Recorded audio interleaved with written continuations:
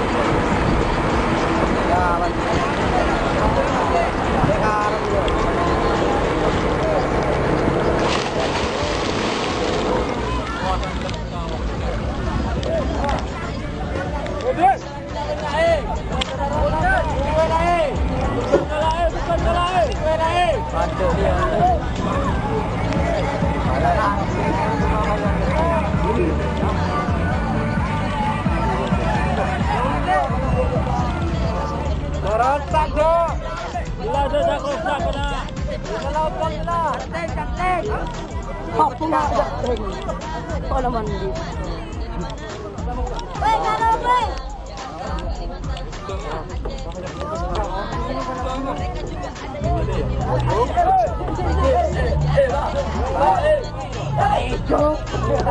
Dong mana ini mu? Are dah. Lol. Are apa dia lagi ada dah. Hero.